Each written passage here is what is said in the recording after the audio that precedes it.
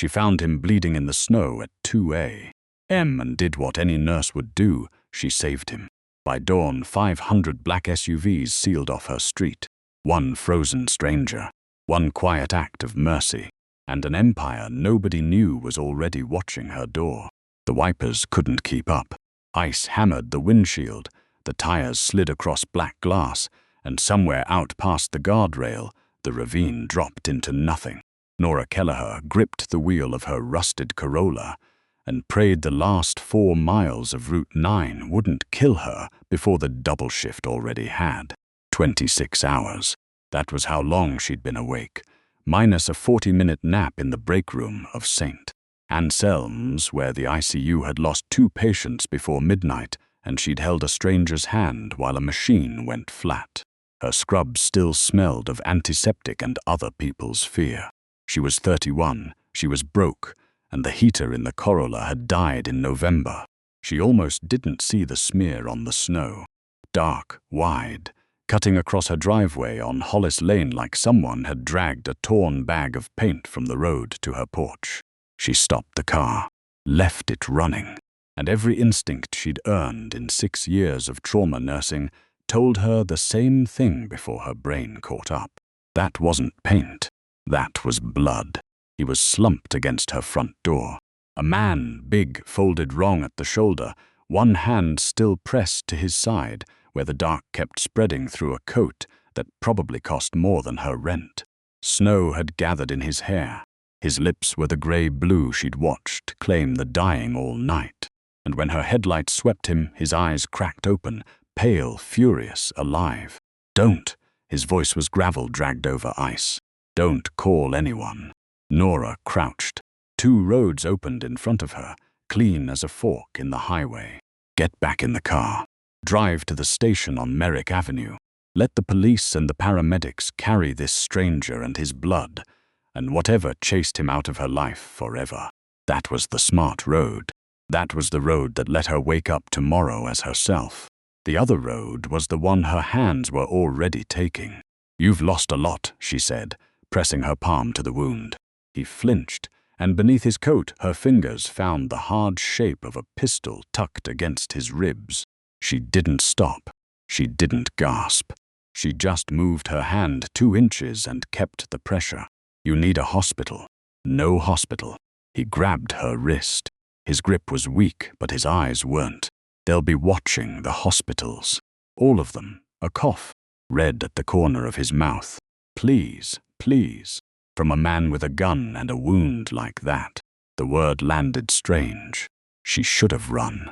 She thought about the ravine, the ice, the drive she'd survived to get home to a cold house, and a stack of overdue notices on the counter. She thought about her mother, who died on a gurney because a nurse 3 states over got tired and looked away. She didn't look away. "If you die on my porch," Nora said, "I am not explaining that to anyone. So you're going to help me get you inside." She hooked her arm under his and pulled. He was enormous, dead weight and muscle, and her back screamed, and the ice took her knees twice. His blood soaked warm through her sleeve. Halfway across the threshold he went limp, and she nearly dropped him, catching his skull an inch from the hardwood. He whispered a name that wasn't hers, a woman's name. Then he was out. Nora kicked the door shut against the storm, and the quiet that followed was worse than the wind, because in that quiet she heard the gun clatter from his coat onto her floor, and she understood, too late, that she had just let something into her house that the whole world was hunting. She worked on him on her own kitchen table, because it was the only surface long enough and low enough. By the light of a desk lamp, she cut his shirt away with the trauma shears she still carried in her bag. 2 wounds. One through the meat of his side, a graze, ugly but survivable. The other high in the shoulder, and that one had something still in it. She had lidocaine from a friend at the clinic, sutures, saline, a bottle of amoxicillin meant for her own untreated tooth. It wasn't an oar. It was a single mother's kitchen with a leaking faucet, and it would have to be enough. His body told her a story she didn't want to read. Old scars, the kind bullets and blades leave. and across the left side of his chest, over the heart, an inked crest, a crowned serpent swallowing its own tail, 3 letters beneath it, DCM. She froze with the forceps in her hand.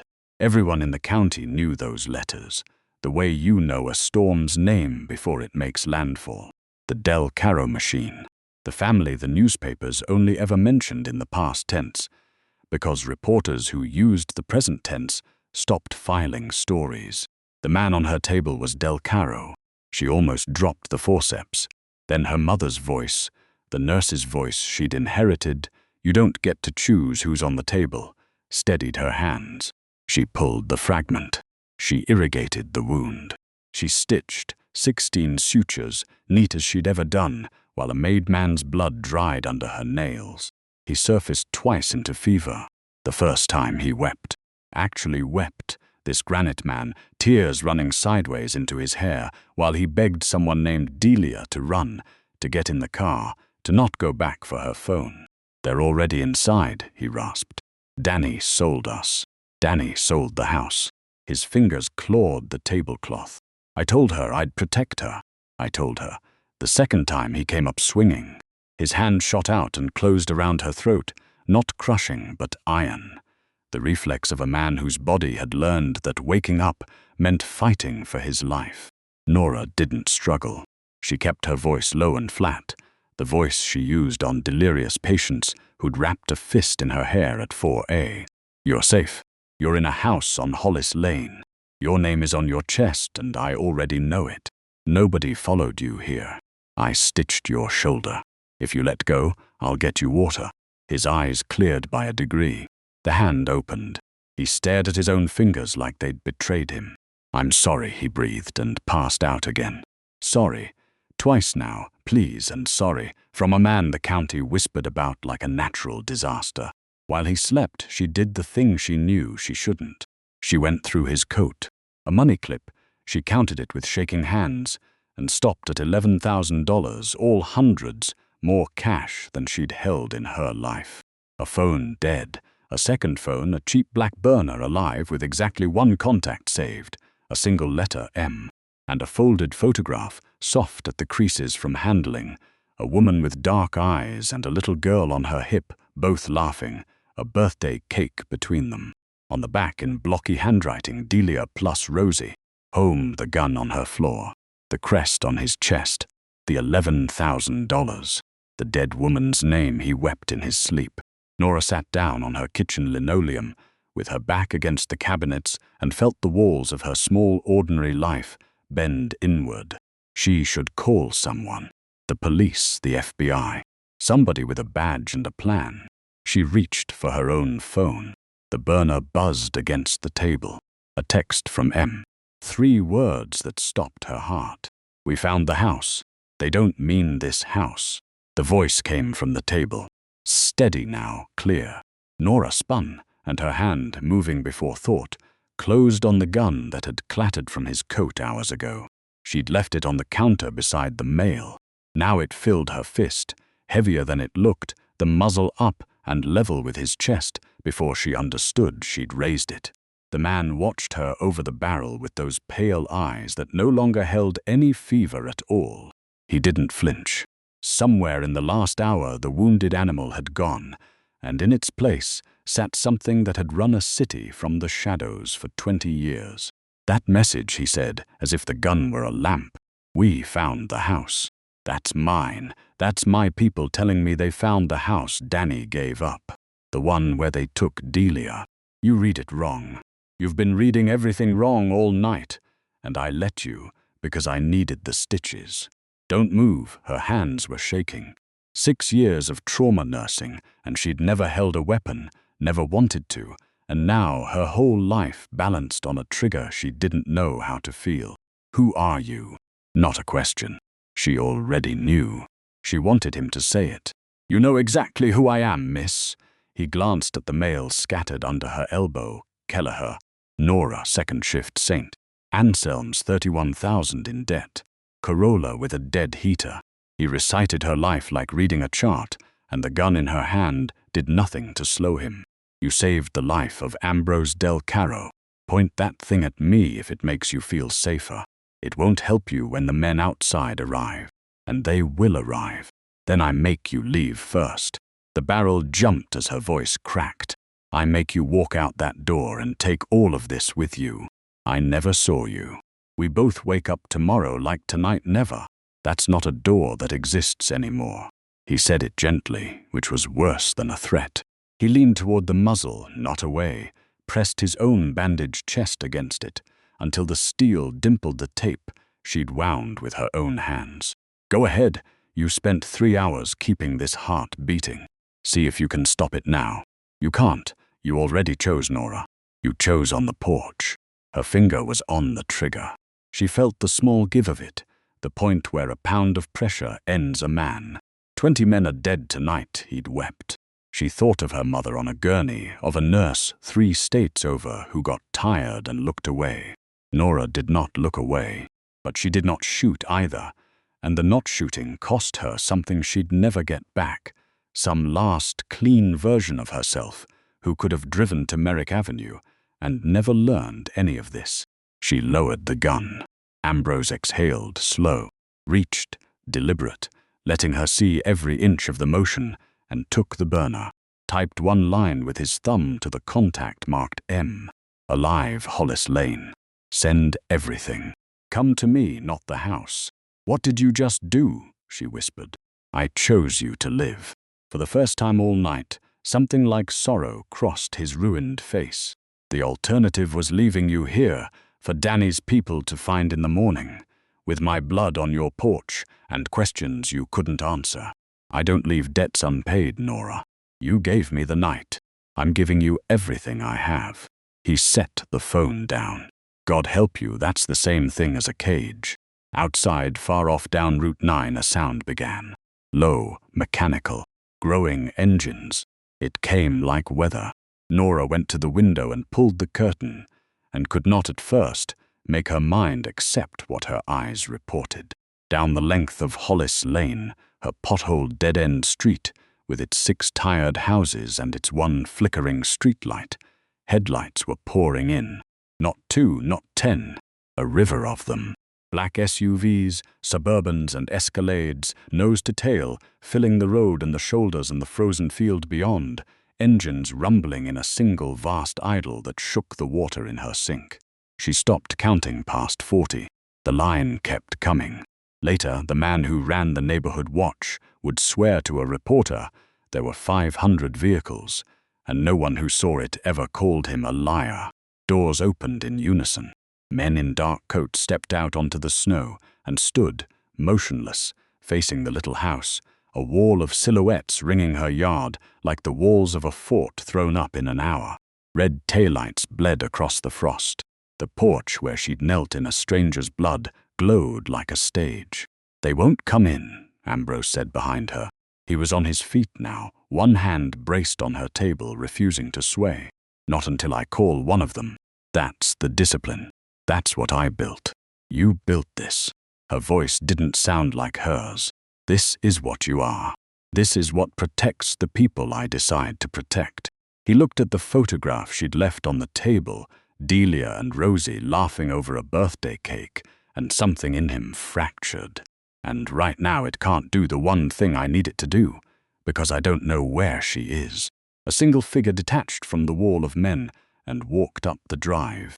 Younger than the rest, moving with a soldier's economy, a woman with cropped hair and a scar through one eyebrow. She stopped at the bottom of the porch steps and waited, hands visible, until Ambrose opened the door himself. "Boss," her eyes flicked to his bandaged shoulder, to Nora, and gave away nothing. "We've been tearing the city apart. The house on Fenwick was empty when we hit it. They moved Delia before we arrived. A breath, but we took 2 of Danny's men alive. One of them talked." Ambrose went very still. "Where? That's the thing, boss." The woman Nora understood. This was M, hesitated for the first time. "He didn't give us an address. He gave us a name. The person holding your wife. The one Danny's actually working for." She looked of all people at Nora, then back at her boss. "It's not a rival family. It's not the Torios. It never was." Say it, it's Delia, Em said quietly. Your wife arranged her own kidnapping. She's been feeding Danny everything for 2 years. Tonight wasn't a hit on you by an enemy. It was your wife trying to erase you and walk out clean with the accounts and the girl. She swallowed. Rosie isn't yours, boss. The DNA came back an hour ago. Danny's the father. They've been together since before Rosie was born. The silence in the little kitchen was the loudest thing Nora had ever heard. She watched the most feared man in the county learn, in the space of 1 sentence, that the woman he'd wept for, bled for, begged to run, the woman whose photograph he'd carried soft at the creases, had been the knife all along. That the daughter he'd raised was his enemy's child. That there had been no one hunting him tonight but his own family, closing a door they'd been building for 2 years. He didn't roar. He didn't break the table. That would have been easier to watch. He simply sat down, slowly, in Nora's kitchen chair and put the photograph face down on the wood so he wouldn't have to see the laughing eyes. His hands, those enormous, capable, killing hands, trembled. Just once, then went still. When he lifted his head, the man who had wept on her table was gone, and the thing that had run a city sat in his chair. His voice, when it came, was flat and final, the voice of a judgment being handed down. Danny, he said, bring him to the warehouse on Price. Alive, whole, breathing. I want him to understand every hour of what he traded my name for before he stops understanding anything at all. Nobody touches him until I'm in the room. Nodded once, no flinch, no question. The accounts he moved, freeze them tonight. He took a father's house. I'll take the ground out from under his feet, his father's grave, the school where he thinks his daughter is safe. Everything he built on my back comes down by morning. And Delia? Em asked. Ambrose was quiet a long moment. Delia stays alive, he said. Bring her to me. She wanted the accounts and the girl and the clean walk. She'll get to watch me take all 3 away and keep the breath in her body so she has to live inside what she did. That's the price. Death was the mercy. She doesn't get mercy. Nora stood pinned against the sink and understood, watching the wall of silhouettes hold their line while one word from this man rearranged who lived and who was destroyed, that she had crossed something with no road back. An hour ago she'd held a gun on a dying stranger. Now she was watching a machine 500 cars deep, disciplined as an army, absolute as weather, receive its orders and move. The man who had begged please on her porch, who had wept a woman's name into her tablecloth, was the same man now deciding the fates of the people who'd betrayed him with the calm of someone reading a chart. The victim and the executioner were one body, and she had stitched it back together with her own hands. This was the world she'd let through her door. Not a stranger, a sovereign, and the mercy she'd shown had made her a subject of it. Boss M's voice softened by a degree. The girl. Ambrose looked down at the photograph face down on the wood. He turned it over. Rosie, gap-toothed, frosting on her chin, an arm flung around a father who wasn't her father at all. Get me proof I can hold in my hands, he said to Em, his voice scraped hollow. The messages, the accounts, all of it. And find where they're keeping Rosie separate from her mother, because whatever that child is to me by blood, she is 9 years old and she is afraid, and she does not pay for what the people who made her chose to do. Not tonight, not ever. Blood didn't make me her father. 9 years of tucking her in did. Delia can burn for what she is. Danny can rot for what he took. But that little girl comes home, and I will put every one of those 500 cars between her and the world before I let it touch her. She's mine because I say she's mine. That's the only DNA that ever mattered. Want him alive, Ambrose finished. Whatever it costs. Whoever is with him. Alive. Nodded once and stepped back into the cold. The door clicked shut. Beyond it, the wall of engines held its idle 500 throats of low thunder, waiting on one word from the man in Nora's kitchen chair. Nora stood with her back against the sink. The gun was still on the counter beside the mail. She could not stop looking at his hands, folded now on the tablecloth she'd bled a stranger onto 4 hours ago, steady as stone. That was the part that frightened her most, not the SUVs, not the crest on his chest, but how fast the grief had gone somewhere it couldn't be reached. He was watching her. "You want to run," he said. She didn't answer. There was nothing to say that wasn't already written on her face, and he read faces the way she read monitors, one glance, and he had the whole rhythm of you. Run, the word sat in her chest like a swallowed stone. Run out the back, over the frozen field, past the wall of men who would part for her or wouldn't. Run to the Corolla with the dead heater and put Route 9 behind her before dawn, before this became the story of her life instead of one bad night at the edge of it. She thought of her scrubs still stiff with his blood. She thought of her mother on the gurney. She thought of the smart road she hadn't taken on the porch, the one that let her wake up tomorrow as herself, and she understood with a sick certainty that the road was gone now, plowed under, the field on the other side of it belonging to him. There was no running, not really. A woman didn't stitch 16 sutures into a Del Caro and walk back into a small ordinary life. She'd known that when she pulled the fragment. She'd known it and done it anyway, because you don't get to choose who's on the table. "I know what you're doing," she said finally. "The math, I've watched people do it over a body, deciding what I'm worth to you now that the crisis is over." Something moved behind his eyes. Not offense, respect maybe. And I'd like you to skip the part where you pretend I have a choice and tell me what happens to me." He was quiet a moment. Then he did something she didn't expect. He turned the photograph back over, Delia and Rosie, laughing over the cake, and slid it across the table until it sat between them, face up, so they both had to look at it. "This," he said, "is what I do to people I love. I put a wall of 500 men around them, and I call it protection. And I never once notice it's a cage until they chew through the bars to get away from me." His thumb touched the edge of the photo, not the faces. She hated it. I couldn't understand why.